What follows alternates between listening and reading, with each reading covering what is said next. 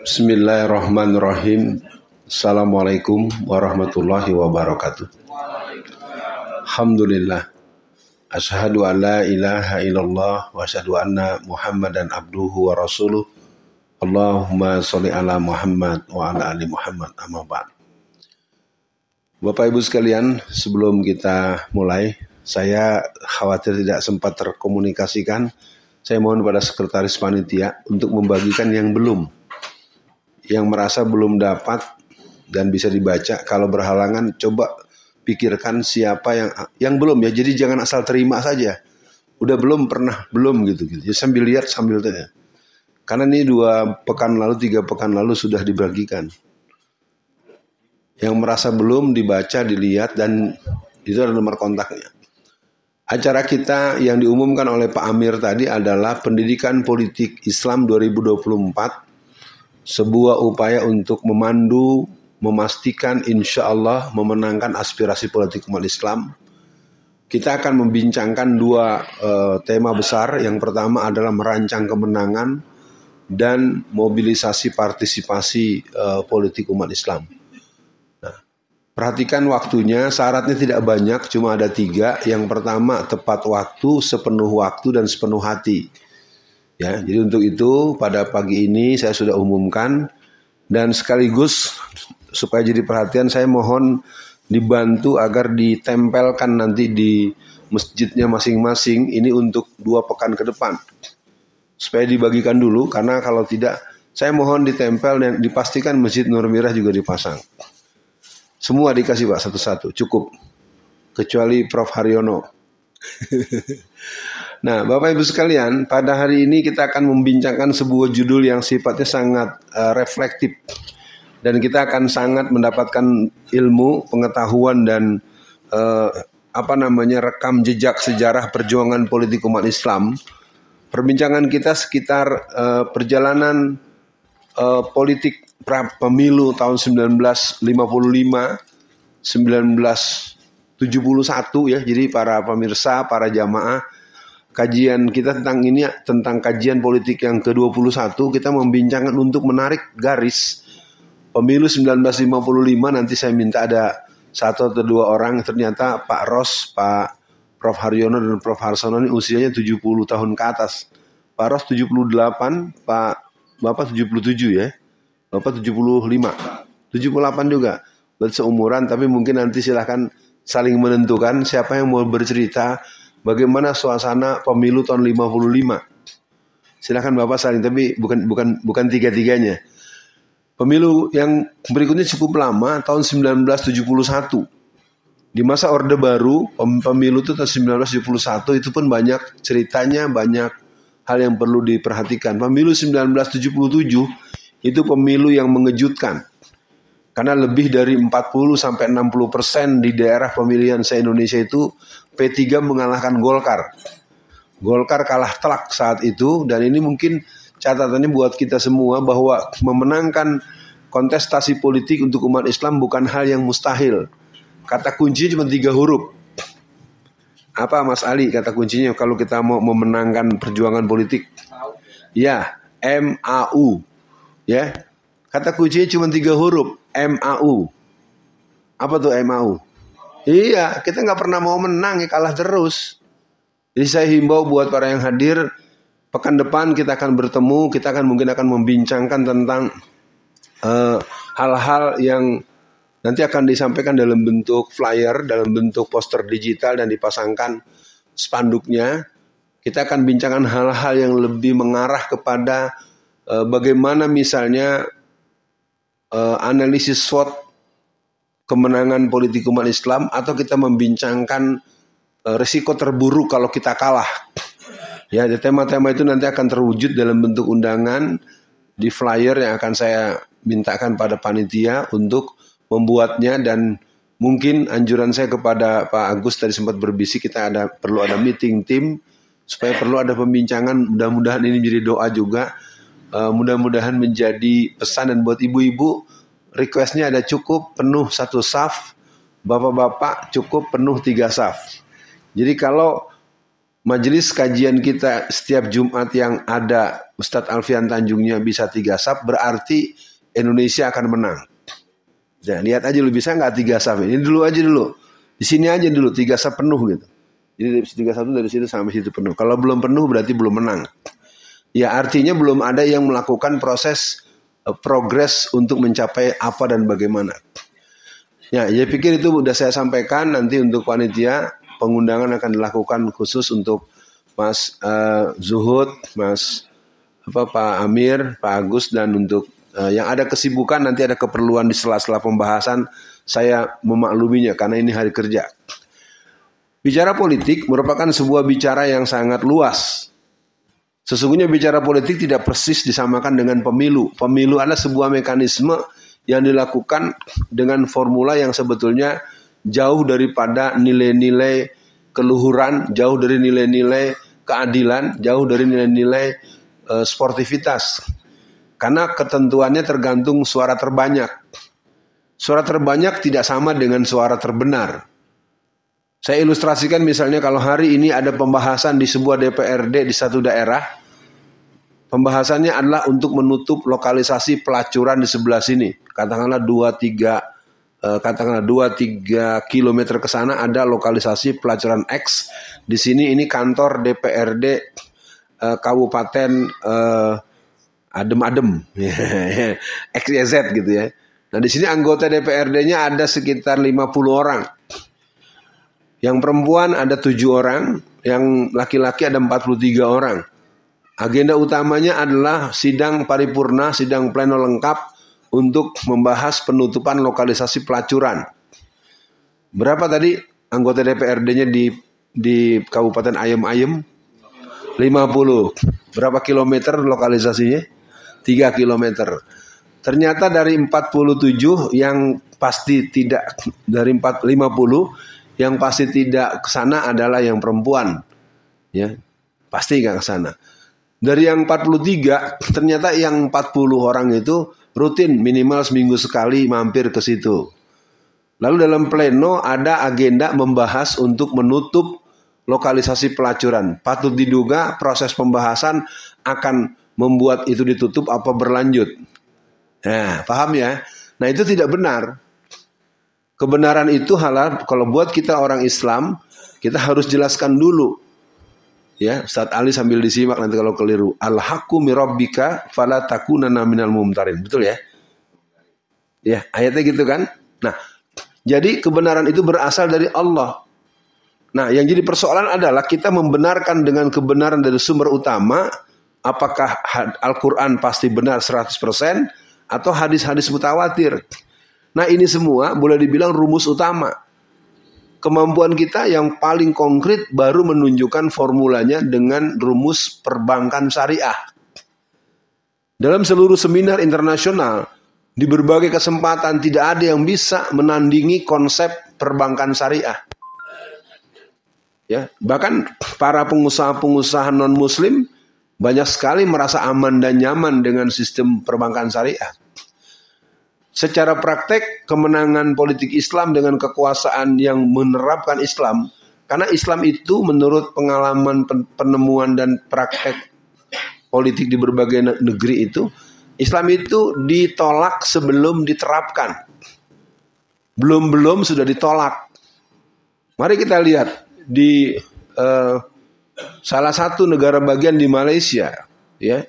Itu ada daerah yang dimenangkan oleh Partai PAS, Partai Al-Islam.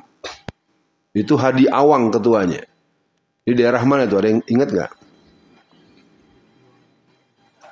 Ayo bantu saya. Ya, daerah Kelantan. Itu daerah itu, Prof, dimenangkan oleh Partai Al-Islam pimpinan Hadi Awang. Apa yang terjadi? Ibu-ibu yang non-muslim, ibu-ibu yang Kristen, enci-enci, encim-encim yang Cina-Cina yang pasti bukan Islam, yang memang banyakan bukan Islam, mereka melakukan semacam hearing. Dengar pendapat di DPRD atau perwakilan pemerintahan di Kelantan itu, mereka bilang, kami merasa berbahagia dengan penerapan syariat Islam. Sebelum kita teruskan, aneh kan, orang Islam sendiri belum sudah nolak. Sementara ibu-ibu non-muslim, ibu-ibu orang Cina, ibu-ibu orang Kristen yang menyaksikan langsung bagaimana Hadi Awang dan dominasi partai PAS di sana melakukan banyak hal. Di antaranya adalah menerapkan pelarangan yang tegas terhadap minuman keras dan pelacuran. Apa yang membuat ibu-ibu datang memenuhi perwakilan pemerintah negara bagian Kelantan?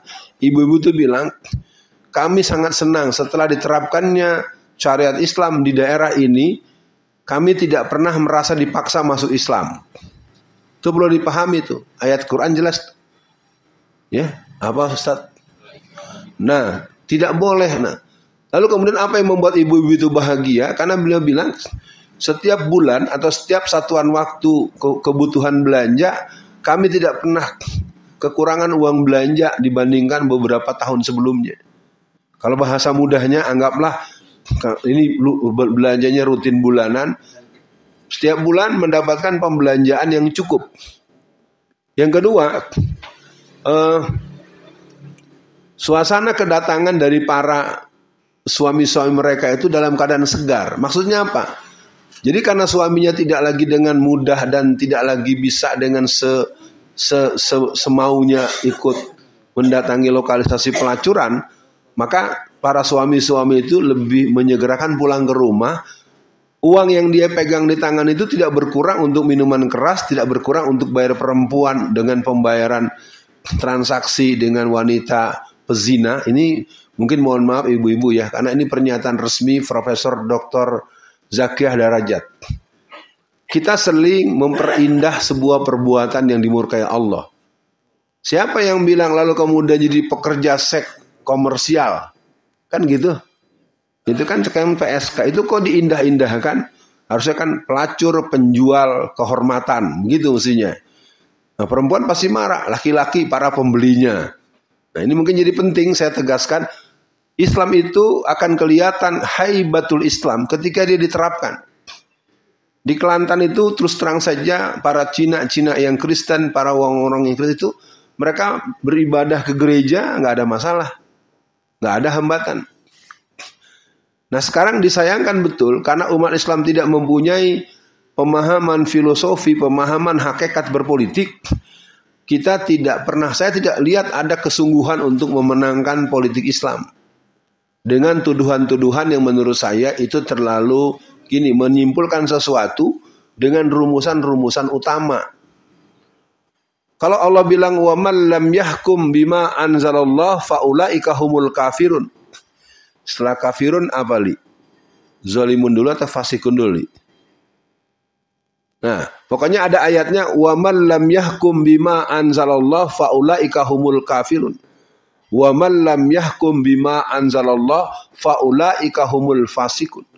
Wa man lam yahkum bima anzalallah faulaika humul zalimun. Apapun ada di ayat 4, ayat 44, 45 dan 47 surat Al-Maidah. Apa artinya? Barang siapa orang yang tidak berhukum dengan hukum Allah, maka dia termasuk orang yang kafir, orang yang fasik, dan orang yang zalim. Nah pertanyaannya bagaimana kita bisa memberikan nisbat pembebanan hukum sementara kita belum membuat rumusan dalam bentuk hukum positif dalam perspektif syariat. Sampai hari ini hukum yang terus dipakai adalah hukum buatan Belanda. Kenapa? Karena kita punya anak sekolah di Fakultas Hukum. Kalau Bapak Ibu belum tahu, di Indonesia itu mahasiswa terbanyak adalah anak Fakultas Hukum. Agamanya Islam, sholatnya rajin, jidatnya hitam, jenggotnya panjang, tapi hukumnya hukum kafir. Nah itu dijawab dengan bagus oleh Bang Yusri Iza Mahendra atau Pak Hartono Marjono. Jadi sekali lagi, mungkin kok Yusri disebut-sebut.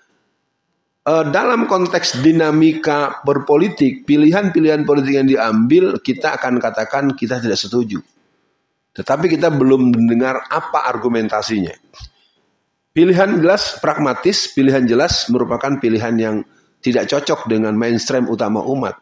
Yang jadi persoalan adalah kemampuan untuk memahami ketika ada pilihan untuk perbankan syariah, lalu ada pertanyaan politik syariahnya kapan? Ya karena tidak pernah diurai. Yang merasakan ya teman-teman sekarang yang ada di Apa tuh namanya yang dekat Malaysia? Negara apa? Bukan. Brunei Darussalam. Atau Qatar. Qatar kemarin dalam pertandingan sepak bola dunia telah memasuk Islamkan sekitar 50.000 sampai 70.000 orang. Tidak ada orang bisa minuman keras. Ternyata memang sesuatu yang dilarang harus dilarang. Karena di situ nanti akan ketemu yang disebut dengan hikmatut tasyri'. Apa yang dilarang dalam Islam itu kata kuncinya di nah sekarang di Solo malah kita menjadi produsen atau konsumen anjing nomor 2 se-Indonesia. Padahal itu barang yang relatif dalam kesepakatan hukum para ahli fikih itu termasuk hal yang dilarang. Kalau babi haram total ya. Kalau anjing memang kalau dalam ilmu fikih itu perdebatannya banyak tapi kecenderungan utamanya dihukumkan haram. Nah kita hanya bisa tahu haram dan haram itu jadi alasan orang untuk menolak. Haram, ribet banget, ini haram, ini haram, ini haram. Gak bisa apa-apa kita. Padahal kalau mau dihitung yang halal jauh lebih banyak.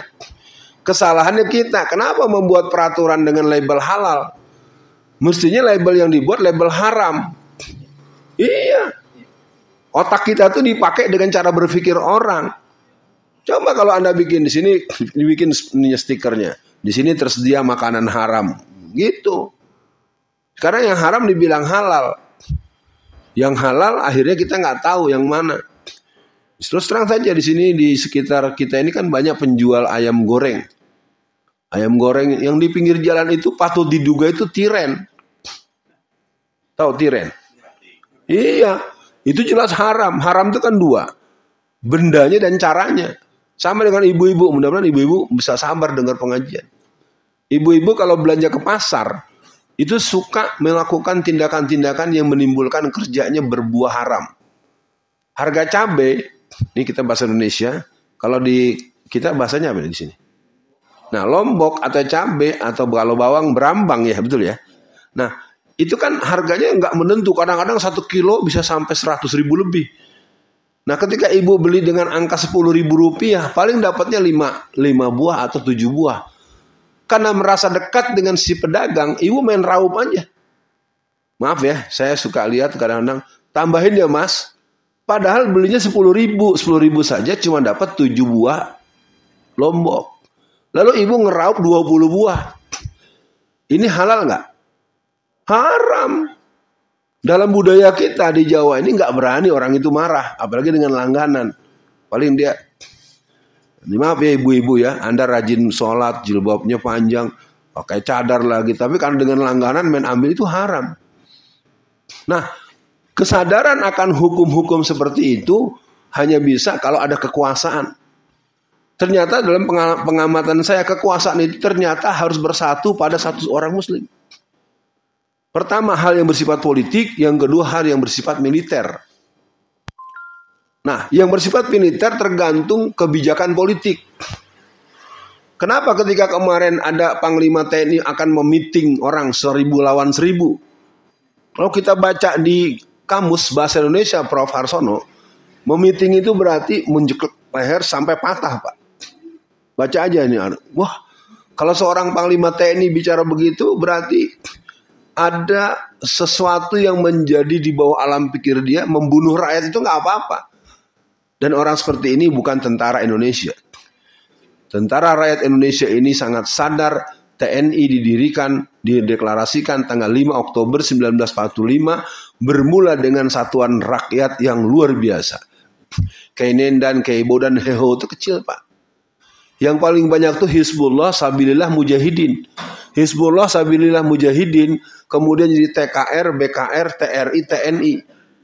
Jadi ini perhatian buat semua. Karena kebijakan politik tahun 1952, apalagi kemudian Menteri Pertahanan yang pernah Amir Sarifuddin yang PKI itu, yang murtad itu. Murtadin dan PKI namanya Amir Sarifuddin. Dia melakukan perombakan, di antara perombakan itu ada seleksi untuk petinggi-petinggi perwira TNI itu digunakan seleksi dengan menggunakan bahasa Belanda dan bahasa Inggris. Sementara pasukan Mujahidin Hizbullah Sabilillah, apakah yang berangkat dari Banten, apakah yang berangkat dari Jawa Tengah dengan berbagai kekuatan yang pernah kita tahu, atau yang berangkat dari Jawa Barat, mereka rata-rata santri yang bisa berbahasa Arab. Ketika dilakukan seleksi ulang, registrasi, mereka tidak lolos. Jadi keenakan betul nih orang-orang yang nggak pernah berjuang, nggak pernah berdarah-darah, mereka tahu-tahu langsung. Makanya jangan heran muncul nama Ali Murtopo, Beni Murdani, dan sederet nama tentara-tentara kafir yang mereka petang-tang-peteng-teng. Itu satu sebab karena kita minim sekali memahami sejarah. Hari ini kita bicara sejarah politik. Kita punya waktu kurang lebih 1 jam. Mari kita manfaatkan, saya nanti akan menjawab apa yang perlu dibutuhkan. Kita akan dengarkan testimoni pertama. Silakan, antara Pak, tadi saya udah bilang pada Pak Rossi, saya minta bicara pengalaman dia mengingat suasana pemilu 55. Boleh Pak Prof Harsono kita kasih beliau? Oh iya, udah dong dikasih. Kan antum di Garut. Ya, suasana pemilu 55 apa yang Bapak lihat? Wah, kalau kita nggak dikasih tahu nanti. Ya silakan, Pak Harsono, Pak Pros. Bapak cerita aja suasananya apa, pasang spanduknya apa, pasang balihonya gimana. Itu aja yang teringat aja. Assalamualaikum warahmatullahi wabarakatuh. Waalaikumsalam. Saya coba mengingatkan pada waktu peristiwa di 13 tahun 1965. Sebentar Prof, materi kita hari ini adalah pemilu dari tahun 55 sampai tahun 2019.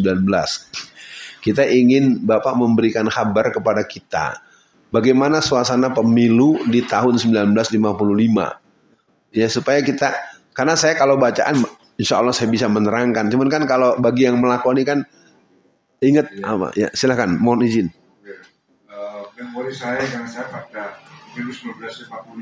Pada waktu itu saya masih berumur 10 tahun. Nah, tapi cakep. Pribadi saya, semuanya ikut Masyumi. Jadi pada waktu itu ada pawai untuk memenangkan Masyumi itu. Saya diajak oleh adik-adik saya itu. Saya masih kecil, saya aku di pundak saya. Mereka itu ramai sekali untuk melakukan pawai. Itu memori saya pada waktu pemilu. Di daerah mana itu, Prof Harsono? Kediri. Di Kediri ya. Bapak waktu itu di hati Bapak senang atau takut? Senang banget. Jadi kalau ada bintang bulan Masyumi, Palu Arit PKI gitu. Bapak masih sempat dengar ya lagu-lagu itu ya. Oke. Baik, makasih. Pak, silakan. Silakan, Prof Haryono. Kalau pemilu 55, saya ingatannya itu kan memang 9 tahun ya. Oh iya, lebih muda setahun ya. Saya 46, jadi itu 55. Setelah itu mungkin ya, waktu kita, itu tahun berapa? 71. 71 itu kita sudah saya dari mahasiswa, masuk mahasiswa 65. Jadi sudah mulai para partai-partai itu yang getol memang sudah salah PNI, SUMI, dan NU waktu itu ya. Makanya saya waktu itu masih tidak begitu interest pada politik ya, hanya cuma belajar aja kan. Mahasiswa semester berapa ya, di bulan ya. Jadi memang suasana pemilu ramai tapi tidak langsung saya bisa terjun. Baik, Bapak sekalian, saya sebetulnya tadi berharap walaupun tidak berlama-lama kita bisa mendapatkan clue bahwa memang pemilu 55 ini panitianya adalah Masyumi. Kita menangani waktu itu ada 16 dapil. Satu dapil di bagian Irian itu tidak bisa ada pemilu karena kita baru bisa membebaskan Irian Barat, Irian Jaya itu pada tahun 1962. Jadi tidak ada pemilu di situ. Dari 15 dapil itu 14 dapil itu dimenangkan oleh Masyumi. Masyumi menang di 73% dapil. Jadi saya ingin katakan pada semua, terutama Ananda Ali, bahwa menang itu bisa. Mau enggak? Memang bisa menang, kitanya saja yang belum. Karena umat Islam ini dalam pengalaman saya sejak saya mulai terjun secara sadar betul dengan politik, umat Islam itu ketakutan, gak ada ujung pangkalnya. Ojo ngomong politik gitu terus. Jadi kita berhasil ditanamkan alam bawah situ. Jangan ngomong politik kamu ditang. Itu tadi. Itu dimainkan oleh kelompok-kelompok sekuler, kelompok-kelompok Kristen. Itu dulu namanya kelompok gerakan deislamisasi. Sentralnya itu bernama CSIS. Ya, silakan dilihat nanti di searching di Google. Tapi buat kami CSIS itu Cina senang, Indonesia susah. Ya. Tahun 1969 CSIS itu mengeluarkan sebuah buku yang bertebal 800 halaman. Judul buku itu Akselerasi Pembangunan Nasional, Percepatan Pembangunan Nasional Indonesia. Di halaman 18 dari buku itu tertulis penghambat pembangunan nasional adalah umat Islam. Bayangkan, nggak ada yang bantah, Prof. Diem semua. Kenapa? Karena ilmuwan-ilmuwannya disekolahkan oleh kelompok Kristen. Dikasih uang, dikasih rumah. Jadi kita tuh dilumpuhkan oleh orang-orang yang dengan performansi formal. Sopo si Alfian tuh? Profesor bukan, rektor bukan, gitu terus. Kebenaran selalu dinisbatkan pada status formal. Sekarang kita buktikan. Kita sedang pengajian, di sebelah sana ada tabrakan. Tertabraklah seorang ibu, ternyata ibu itu adalah salah satu keluarga kita. Apakah istri ataupun adik tertabrak. Sebutlah misalnya tertabrak, jatuh dan patah. Dan jangan bilang matilah, patah. Lalu anak itu berlari ke sini, anak kecil, baru 9 tahun. Wah bapak, tadi aku lihat orang tabrakan di situ. Terus, kamu sekolahnya di mana? Kamu belum mahasiswa, kamu nggak boleh ngomong. Pasti kamu ngomongnya salah. Begitu kan? Di kita itu kadang-kadang kalau orang bicara yang ditanya dia jenjang. Iya, enggak, orang dia habis lihat kok. Apa karena dia anak kecil kelas 4 SD sudah melihat orang tabrakan lalu bapak nggak percaya karena dia tidak bawa ijazah SMA? Maaf ya, di masyarakat kita itu sering kebenaran itu harus dipersoalkan dari hal-hal yang formal. Sementara orang ijazah palsu aja bisa jadi presiden. Mengerikan, dan saya katakan ini pagi ini harus selesai. Kita akan membuat kemenangan tahun 2024 merupakan wujud. Kata kunci ada pada Ali, Bijdan Ali. Dia sekretaris acara pendidikan politik kita. Dan insya Allah untuk bulan November kita akan melangsungkan pendidikan politik se-Jawa Tengah. Saya nanti akan langsung menseleksi. Jadi yang kita nggak lagi mau yang mau ikut siapa enggak. Yang mau menyelamatkan Jawa Tengah ikut. Ya, kita akan buat begitu. Jadi peserta itu ikut bukan karena kita merayu-rayu. Yang butuh menyelamatkan Jawa Tengah ini adalah orang-orang Jawa Tengah. Sejarah Jawa Tengah, sejarah Jawa, sejarah Islam. Yang nanti ingin tahu, kirim ke saya atau kalau nanti lewat Ali juga boleh. Ali udah sempat nonton belum, Li, videonya? Belum ya? Saya utuh, Li, saya tonton sampai habis. Ya, ada sebuah channel YouTube yang bagus, nanti bukan punya saya. Yang mau nanti tanya ke saya kirimkan. Jadi rupanya Prof. Arsono, Prof. Haryono dan Pak Ros itu sudah berjalan sejak 300 lebih ya. Merusak Jawa itu ternyata tidak dengan fisik, tapi dengan profesor-profesor ahli antropologi, ahli sosiologi, ahli politik, ahli bisnis, ahli budaya. Orang-orang Belanda yang datang dari puluhan ratusan tahun yang lalu datang ke sini, dia membuat pusat kursus bahasa Jawa. Orang Belanda datang ke Indonesia bikin pusat pendidikan bahasa Jawa. Nah itu akibatnya orang-orang model saya yang berasal dari Semenanjung Melayu, kita ini tidak pernah toleran dengan mereka. Aceh itu menurut pengakuan ulama Aceh merasa tidak pernah dijajah oleh Belanda. Sampai tahun 1913 barulah Aceh itu kelihatannya dianggap dijajah. Tapi kalau kita tanya para orang-orang Aceh secara keseluruhan, mereka menganggap kami tidak. Dan ingat, Aceh lah yang menyelamatkan Indonesia. Dalam konvensi internasional, apabila sebuah negara pernah dijajah selama 150 tahun atau lebih, maka negara tersebut menjadi milik bagi negara yang menjajah. Silakan pelajari sejarah atau hukum tata negara, hukum internasional. Karena Aceh tidak pernah dijajah, Aceh bagian untuk nasih mansuh. Jadi pembatalan bahwa negara kita boleh merdeka itu adalah karena Aceh. Tapi apa perlakuan, maaf ya kalau bahasa orang Aceh, perlakuan Jawa kepada Aceh?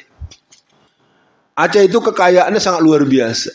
Dari gas alam cair saja mereka per tahun di masa Orde Baru itu mengirim ke Jakarta itu sebanyak 60 T. Saya yakin Prof. Harsono, Prof. Haryono, dan Pak Ros paham. 60 triliun tahun 60-an. Kayak apa tuh duitnya?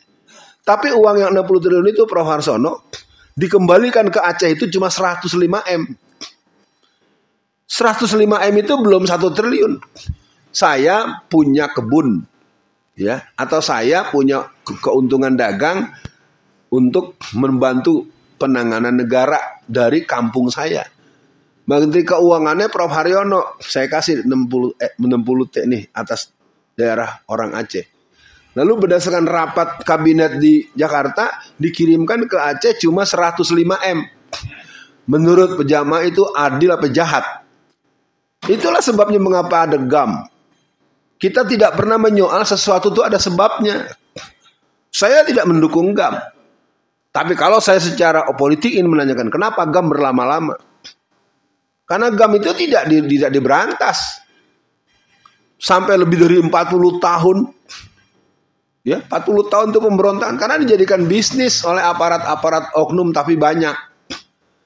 Ya, mereka tuh bisa kirim teh 40 ton, kirim gula 50 ton. Harga gula di pasar sekilonya katakanlah 6.000, dia minta ke Bulog cuma 1.000 rupiah. 5.000 kali 40 ton, Pak. Masuk. Ya. Jadi kalau mau bicara korupsi di seluruh tahapan sejarah negeri kita ini, hanya tokoh-tokoh Islam saja yang hidupnya tidak punya mental mempertuhankan harta. Semua orang tahu bagaimana ketika Dr. Nasir selesai jadi Perdana Menteri, selesai jadi Menteri Penerangan, habis itu dia pulang. Nggak mau dia lama-lama di rumah dinas. Bahkan mobilnya pun ditinggal, dia pulang ke rumah. Nah, jadi hari ini perbincangan kita bukan romantisme. Perbincangan kita, mau tidak kita memenangkan kontestasi politik 2024? Saya tanya satu kali, tidak usah teriak, cukup dengan jawaban mau atau tidak. Nah, kalau mau, pekan depan saya ada insya Allah subuh kita bahas untuk lebih secara eskalatif. Kepada tuan-tuan yang merekam, pesan saya, jangan lakukan cinta yang membunuh. Silakan nanti dilihat ulang gitu. Jangan kesukaan lihat, main upload aja demi subscriber. Ya, saya himbau betul yang merekam agar juga punya kecerdasan strategi. Nah, pemilu 55 berlalu, pemenang pertama itu adalah PNI. PNI itu Partai Nasional Indonesia yang dipimpin oleh Soekarno. Soekarno sejak dulu mempunyai formula otak Nasakom. Nasionalis, agama, komunis. Dia sangat dipengaruhi oleh San Mincuy dan juga dipengaruhi oleh Mustafa Kemal Atatürk. Jadi jangan heran Soekarno itu sangat membenci yang namanya poligami. Ya. Poligami dicaci maki, dihujat habis sama dia sampai pingsan tuh poligami. Tapi dia melakukan itu dengan sangat titik-titik. Iya, istrinya 12, selainnya titik-titik. Ya. Nah, pemilu 55 tidak cukup menghasilkan kekuatan Islam karena tahun 1952 NU keluar dari Masumi. Masumi adalah sebuah kelembagaan partai yang dibentuk oleh dua sayap Garuda Islam. Jadi yang membentuk Masumi itu adalah Hasyim Asy'ari. Iya, tapi memang di backup oleh Ki Bagus Hadikusumo, Kasman Singodimbejo, dan tokoh-tokoh Muhammadiyah yang sangat dikenal, sangat berpengaruh. Maka sering dikatakan pendirian Masumi itu didirikan oleh dua sayap Garuda Islam. Jadi kalau hari ini saya menjadi wakil ketua umum Masumi bidang ideologi dan dakwah, bukan dalam konteks saya mengkampanyekan diri ya. Pertama, Masumi kan nggak ikut pemilu.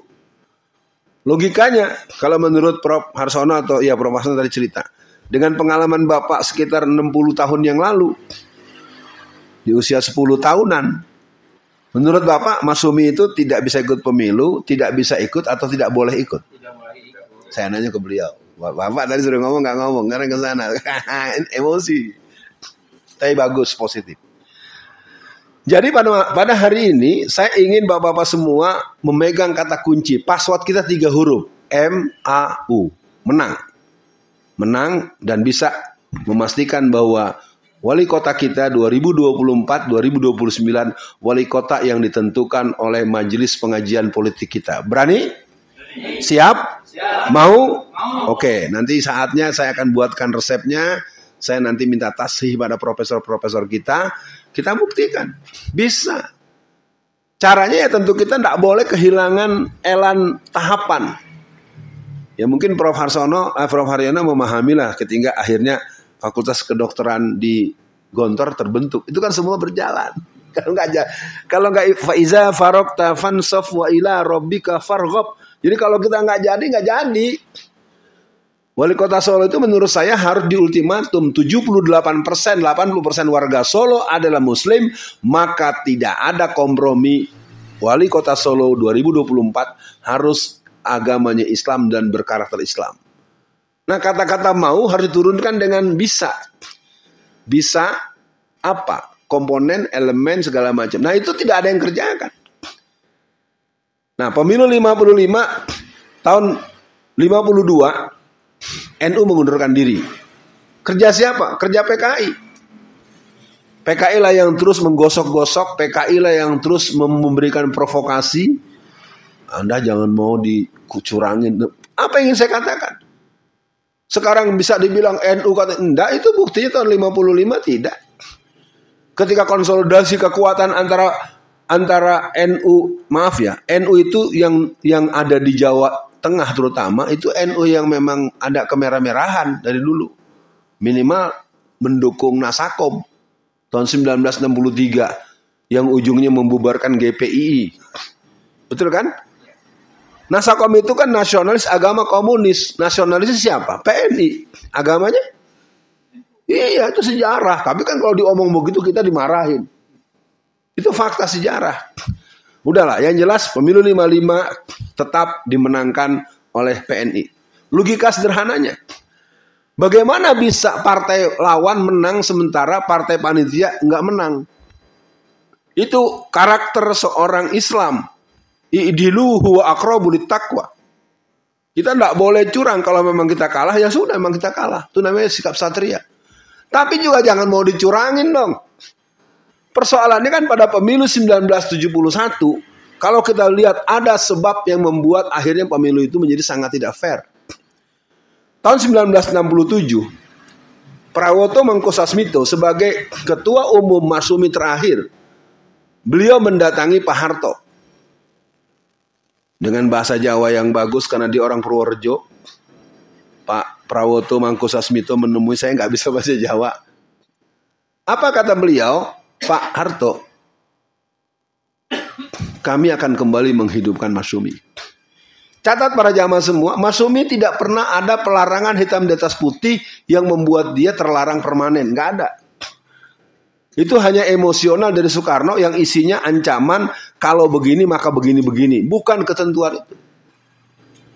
Akhirnya apa? Kata Pak Harto, tentara tidak setuju kalau Masyumi hidup lagi. Maka dimunculkan namanya Parmusi. Apa itu Parmusi? Partai Muslimin Indonesia. Parmusi pertama dibentuk, ketua umumnya bernama Muhammad Rum. Sekretaris jenderalnya bernama Lukman Harun. Muhammad Rum itu adalah seorang negosiator internasional, diplomat ulung. Masih ingat kan perjanjian Rum-Royen? Lukman Harun seorang pemuda Muhammadiyah. Bukan Muhammadiyah yang sekarang tuh. Ya, mengumumkan diri mendukung capres tertentu. Malu-maluin ya. Iya. Lukman Harun tokoh pemuda Muhammadiyah. Dia ini konco kentalnya Yasser Arafat. Bisa dibayangkan partai baru dibentuk, dua orang pemimpin pucuknya, dua-duanya tokoh internasional. Pak Harto, waduh ini bisa kalah Golkar nih. Golkar kan sudah ada sejak tahun 1964. Dan Golkar tidak pernah mau disebut partai. Ayo para jamaah, betul nggak omongan saya? Dari dulu nggak pernah mau dibilang partai kan? Emang itu liciknya begitu, strategi intelijennya. Golkar begitu hegemonik tahun 71. Tahun 68 Parmusi berdiri, akhirnya Pak Harto keberatan dengan kepemimpinan Muhammad Rum dan Lukman Harun. Lukman Harun didilet. bersama dengan Muhammad Rum. Diganti dengan Mintarja. Mintarja dikasih gula-gula hadiah namanya Menteri Sosial. Jadi jangan heran kalau Bakhtiar Khamsah dapatnya Mensos. Ya, ini kalau bisa ngerti sejarah tuh. Kemarin Bakhtiar Khamsah menteri apa? Menteri Sosial. Ya kan? Yang kemarin masuk penjara. Kalau Pak Bakhtiar Khamsah saya kasih tahu dia wataknya Masyumi, lugu anak buahnya tikus. Jadi yang berbuat, yang untung, yang ngambil duit ratusan miliar yang anak buahnya, tapi tanda tangan dia. Nah, itu. Saya tidak bela yang salah, tetap saja hitam di atas putih tanda tangan dia yang di penjara. Tapi yang kaya anak buahnya. Tapi tokoh lain tidak begitu. Kayak saya nggak usah bahas itu. Nah, tahun 1969, 70-an mulai ada persiapan pemilu pertama tahun 71. Setelah Muhammad Rum dan Lukman Harun terdepak atas keinginan rezim Orde Baru awal, masuk Mintarja. Mintarja dikasih gula-gula menteri sosial, direbut oleh Jenaro. Nah, Jenaro inilah yang mungkin akhirnya menjadi tokoh legendaris kebangunan P3. Di menjelang pemilu tahun 71, Pak Harto dengan format intelijen, format kebijakan dia sebagai penguasa, kan beliau definitif jadi presiden tahun 1967. Dilaranglah 2.500 kader-kader Masyumi di seluruh Indonesia untuk mencalonkan diri. Jadi pada waktu pemilu 1971, Masyumi tidak boleh hidup kembali, yang ikut hanya Parmusi. Parmusi yang sudah LGBT, ya. Udah lemah karena dia bukan pemimpin KW1. Mungkin KW 13,5. Nah, tapi dalam pemilu 1971, Masyumi alias Parmusi itu masih dapat 24 kursi. Sudah dikunci tuh Prof, dua dikunci nggak boleh masih 24. Maka pada tanggal 5 bulan Januari 1973 kan pemilu 71, dibentuklah Partai Pemaksaan Persatuan. Ya. Jadi P3 itu merupakan sebuah upaya untuk mengunci habis umat Islam. Apalagi sejak tahun 69 keluarlah pedoman pembangunan nasional, akselerasi pembangunan nasional, bahwa penghambat pembangunan nasional adalah umat Islam. Maka sejak tahun 73 seluruh ulama-ulama yang punya terah Masyumi, apakah dari NU, apakah dari Muhammadiyah segala macam, mereka berpikir keras partai ini pakai gambar apa. Maka akhirnya Ki Bisri Samsuri sebagai awalan as-sabiqun al-awalan, muassis daripada P3, dia berkhusus untuk umroh dan mencoba memikirkan dan membicarakan dengan semua orang-orang yang berhubungan dengan P3. Muncullah gambar Ka'bah. Ka'bah itu bukan iseng-iseng. Ka'bah itu merupakan sebuah kerja untuk bagaimana. Akhirnya apa? Pemilu 1977 di Jakarta menang. Jawa Barat menang, Kalimantan Selatan menang, dari ujung Lampung sampai Aceh hampir 100% P3. Ngamuk itu Pak Harto. Bayangkan di Jakarta aja menang. Di sana ada Pak Harto di Cendana, di sana ada Mabes TNI, ada Mabes Polri, ada kantor BIN, ada kantor BAIS, ada TVRI, ada RRI. Masih menang. Jadi kekuatan politik umat Islam itu kalau diurus oleh koki yang tepat, dibuat resep yang paten, diagnosisnya yang komprehensif dan akurat, maka kita bisa menang. Tergantung kita sekarang, mau nggak kita memenangkan kontestasi untuk umat Islam, walaupun orang akan bilang mustahil. Tidak ada yang mustahil kalau Allah menolong kita. Waktu izu mantasa, waktu zilu mantasa, biadikal khair. Persoalannya kita yakin tidak? Ya ayyuhallazina amanu in tansurullah yansurkum wa yusabbit aqdamakum. Wahai orang-orang yang beriman, barang siapa engkau yang menolong agama Allah, Allah pasti akan menolongmu dan mengangkatmu di kedudukan yang tinggi. Itu dimainkan oleh PKS. Nah, saya berharap PKS terus melakukan proses pematangan. Kita di luar juga harus terus melakukan.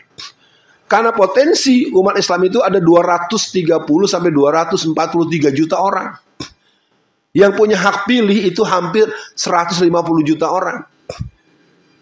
Nah, ketika eskalasi gerakan politik sedang berjalan, maka saya mohon doa restunya. Insya Allah pekan pertama November kita akan menyelenggarakan pendidikan politik skala Jawa Tengah. Bukan kami yang mencari peserta, peserta yang mau ikut harus ikut. Nanti buat Pak Agus saya minta bantu kisi-kisinya untuk mengevaluir. Nah, pemilu 1977 kenapa menang di Jakarta? Gubernurnya Ali Sadikin. Walaupun kita agak kurang nyaman karena Ali Sadikin termasuk yang merestui adanya perjudian. Oke, untuk bagian itu kita tidak mendukung. Tapi Ali Sadikin mengatakan, kalau orang mau bertanding jangan yang satu kakinya diikat, tangan diikat. Kan begitu kejadiannya. Maka tahun 77 gubernurnya Ali Sadikin bilang, biarkan bertanding secara satria. Akhirnya P3, kalau saya walaupun belum paham ya, cerita yang saya paham dan saya baca literatur maupun diskusi yang itu tahun 77 itu orang bikin kaos gambar Ka'bah tuh nyiapin kaos sendiri, nyablon. Di setiap rumah yang punya mesin sablon. Tahun 77 Golkar kalah. Bayangkan Pak Harto sudah 10 tahun jadi presiden. Tentara ABRI kalah. Bisa kalah, kita bisa bikin kalah. Ya tentu tidak dalam bentuk di YouTube segala macam. Kalau mau bikin kalah itu harus ada laboratorium pemenangan. Nah, untuk Munur Mirah mudah-mudahan menjadi bagian dari kemenangan itu. Nah, kenapa menang? Pertama, Allah melindungi dan menolong. Ali Sadikin sebagai seorang gubernur tidak membolehkan ada yang bermain curang. Ayo Golkar siapkan. P3 siapkan, PDI siapkan. Ternyata P3 menang telak. Ya, pokoknya Golkar kalah aja. Kenapa? Ulama yang memberikan pengarahan namanya Kiai Haji Abdullah Syafi'i. Siapa yang mengenal beliau adalah seorang tokoh ulama legendaris yang terang-terangan mengkampanyekan P3. Ada jurkam yang masih remaja namanya Zainuddin MZ. Ya. Ada hiburan yang sangat heroik namanya Soneta Roma Irama. Ya. Ketua P3-nya namanya Hartono Marjono. Orangnya kecil, mungil, dia orang pemuda Muhammadiyah, ya. Intelektualnya Nurholis Majid. Jadi kemenangan itu sebetulnya akan berpulang kepada kemauan kita dan keberanian. Maka untuk Solo, saya tetap akan memohon dukungan dan memohon arahan dari semua yang hadir hari ini. Kalau memang mau, tolong dong acara kita jangan dibiarin. Kalau ini udah selebaran dipegang, dibungkus-bungkus simpen. Kirim anaknya. Bapak yang udah tua-tua tidur di rumah perbanyak zikir. Kalau nggak bisa kirim orang, kirim uang. Ya kan kalau bapak ini bisa kirim 10 juta, 10 juta, 9 juta, kan kita bisa, saya targetkan 50 angkatan. Ya sekarang kalau uang enggak juga, ngirim peserta juga enggak, ikut juga enggak, tapi pengen menang, kan namanya nggak tahu diri. Ya kan, pengen menang tapi nggak berproses, pengen menang tapi tidak nyumbang, pengen menang tapi tidak mengirim utusan. Ya acara kita tanggal 8, syaratnya 3, tepat waktu, sepenuh rasa, sepenuh jiwa. Ya jangan datang jam 9, setengah 10, oh permisi Ustaz, mau jagong. Lah nggak usah datang dari awal. Karena yang namanya politik itu adalah perang tanpa senjata. Dalam suasana pertempuran, apakah kita nanti dulu ya saya mau jagong? Ya nggak bisa. Perang lawan dulu sampai selesai peperangannya. Nah kita kondisinya sedang menunggu hari-hari itu. Nah saya coba batasi waktu karena setelah ini kita buka feedback dari jamaah. Pemilu 1982, gerakan Islam dihancurkan. Ada kerusuhan yang bernama peristiwa Lapangan Banteng. Di mana banyak kerusakan toko-toko, warung-warung, dan pusat-pusat perbelanjaan itu dirusak oleh pemuda-pemuda Golkar, tapi mereka menggunakan seragam P3, persis seperti DITI dulu. Akhirnya kami yang pemuda-pemuda P3, anak-anak angkatan muda Ka'bah itu muncul di GPK, Gerakan Pemuda Ka'bah. Artinya supaya diketahui bahwa sejak dulu politik Islam tidak pernah bisa dikalahkan kalau dia diarahkan oleh ulama. Tidak bisa dikalahkan kalau dia didukung oleh orang-orang yang punya kemampuan finansial. Kalau dia didukung dengan orang-orang yang mempunyai kemampuan analisa politik. Kalau dia didukung oleh emak-emak. didukung oleh remaja. Saya tahun 77 belum paham. Tapi tahun 82 saya merasakan betul tekanan begitu keras. Kerja saya saat itu adalah membuat cetakan gambar Ka'bah yang dipaksa dengan jadi bintang itu. Saya Prof tahun 82 itu berarti saya masih SMP kelas berapa? Saya harus bikin grup anak-anak. Kerja kita itu bagaimana sembunyi-sembunyi menempelkan gambar P3 di basis-basis Golkar. Ya. PDI nggak berani, nggak punya nyali apa-apa. Pemilu 97 aja PDI di kota Tangerang cuma 1 kursi. Jadi kekuatan PDIP yang muncul dengan sangat dramatis dan bombastis itu jelas dopingnya adalah Partai Komunis Indonesia PKI. Masih nanya terus PKI mana? PKI itu. Pemilu di kota Tangerang, anggota PDI tanpa P itu cuma 1 orang. Coba jamaah sekalian bayangkan. Pemilu 97 karena saya tinggal di Tangerang, kota Tangerang. PDI tanpa P itu cuma 1 orang. P3 13, Golkar 34 sampai 38. Pas pemilu tahun 1999,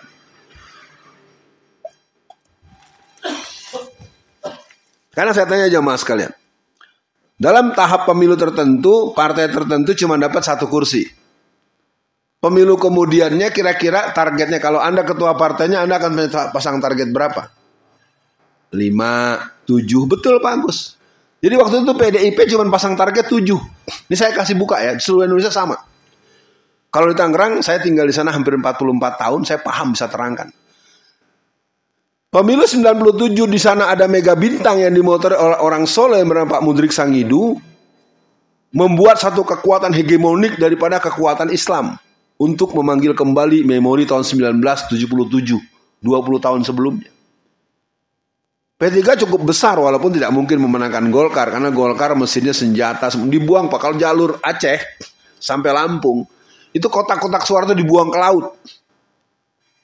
Nah, di kapal itu sudah ada kotak suara yang isinya Golkar. Sama dengan penggunaan kotak kardus itu. Jadi kalau ini mah curangnya, kalau pakai bahasanya Rocky Gerung ya, curangnya curang dungu. Masa pakai kardus? Gemboknya besi.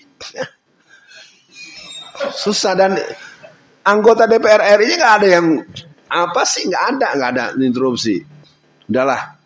Nah, tahun 1982 nama P3 dihancurkan dengan tuduhan kerusuhan. Ini operasi intelijen yang bermain pemuda-pemuda Golkar yang kemudian mereka menggunakan seragam P3. Dan dalam ilmu kehidupan, ketika orang berbuat dengan penampakan tertentu, kita tidak kecuali buru-buru menyentuhkan, Ustadz aja begitu kan, gitu. Ya, fenomena Habib Rizik begituan dengan Firza Hasan. 90% masyarakat tuh percaya, Pak. Iya. Padahal itu jelas menurut Pak Hermansyah, Dr. Hermansyah, dosen telematika ITB, itu adalah BOHONG. Tapi karena sudah dibuat begitu, videonya dibuat sedemikian canggihnya, baik dari penampakannya, baik buka bajunya, baik perbuatan, mengerikan. Jadi kalau Quran menyebutkan fitnah itu lebih kejam dari pembunuhan, itu terjadi pada P3. Dengan alasan membuat kerusuhan, maka P3 kemudian dimusuhi oleh masyarakat Islam sendiri. Nah sekarang kan logikanya dengan pemilu 2019 terjadi mati 894 orang. Pertanyaannya, pemilu 2024 kira-kira yang mati berapa orang?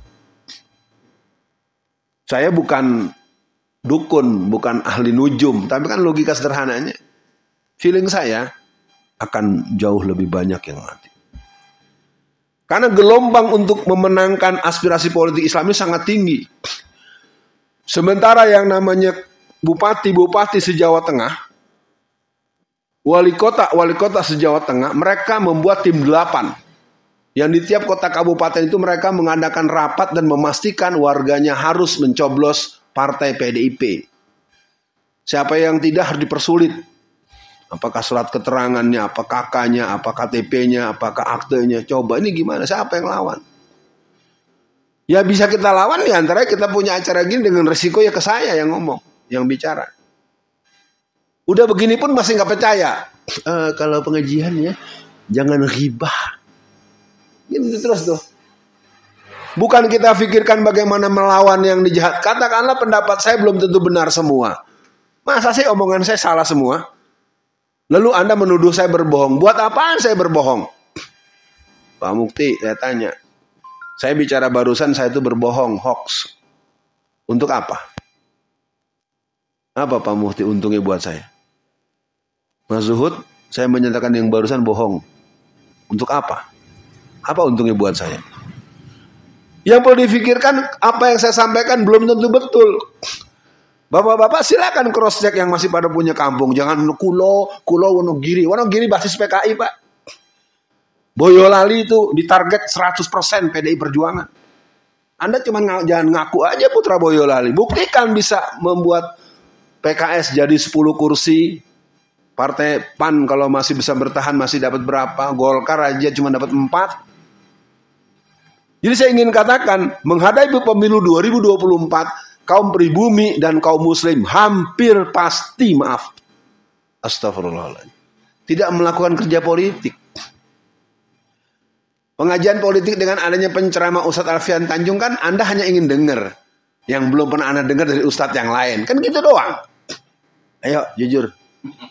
Habis itu kan tidur. Nggak ada yang dikerjain. Coba kalau setelah hari ini lalu berpikir, Ustadz, dengan hari ini saya pastikan anak saya, istri saya, menantu saya, besan saya, ada sekitar 20 orang akan dipastikan memilih presiden yang menjadi pilihan umat Islam. Dengan kedatangan beliau ke Habib Rizik bersama Muhaimin Iskandar udah jelas, udah nggak usah nanya lagi Habib Rizik suruh ngumumin. Paham tidak? Udah tinggal berbuat, menang Pak. Ya kan kita nggak ngerti ketika pemuda Muhammadiyah mengumumkan memilih orang yang hobi nonton film porno. Kalau Betawi bilang sarap tuh bocah ya. Tahu sarap nggak? Iya. Sekolah tinggi-tinggi, jadi dokter, ngodok yang kotor-kotor, ya. Itu jadi penting saya katakan para jamaah sekalian, ini pertemuan kita memang bermata dua. Maka saya mengundang untuk pendidikan politik tanggal 8, sebenarnya sih peserta sudah 1 kuota. Tapi kalau nanti ada yang mau ikut, jangan datang di hari H, itu ada nomor kontak. Datangnya jam 6, kita selesai jam 6. Ya. Kalau mau menang ya harus ada perjuangan. Jangan bilang Anda sudah tua. Kalau sudah tua tidurnya di rumah. Mau pakai kursi roda. Ya, pakai infus deh biar kelihatan bagus, ya. Ya udah nggak. Ya udah kalau nggak bisa ya doain, nggak bisa ya kasih uang nih. Ustaz nih buat acara besok saya ada uang sekian 20 juta buat yang di Jawa Tengah. Nah, yang Jawa Tengah nanti saya nyatakan Pak Agus bantu saya, kita akan seleksi. Kita umumkan secara masif seluruh Jawa Tengah. Kita akan undang dari Karsidenan Kedu, Karsidenan Semarang, Surakarta, kita akan buat.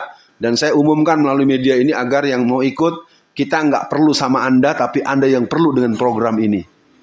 Nggak usah perlu sama Alfian, siapa saya, nggak penting. Sekarang saya tanya dengan tulus nih, waktu kita tinggal 10 menit. Atau 16 menit lah.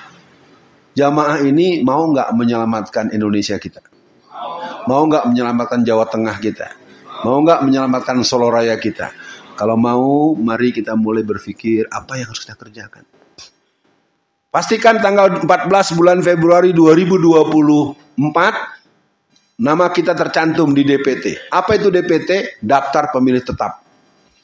Pastikan menjelang pemilu sepekan 2 atau 2 pekan, kita mendapatkan surat pemanggilan pencoblosan. Karena rapat tim 8 itu diantaranya adalah mengancam masyarakat untuk tidak boleh memilih partai lain kecuali partai yang ditentukan oleh bupati atau wali kota. Ini kan gila nih. Saya nyatakan dengan majelis ini, perang Pak, lawan. Lawannya dengan konstitusi. Lawannya dengan kehadiran. Lawannya tentang Anda punya data C1. Nah ini mungkin bagian yang menurut saya agak berat saya omongkan. Orang sekarang banyak ikut jadi relawan, jadi tim sukses. Jadi kerjanya rekreasi politik. Ada di Magelang.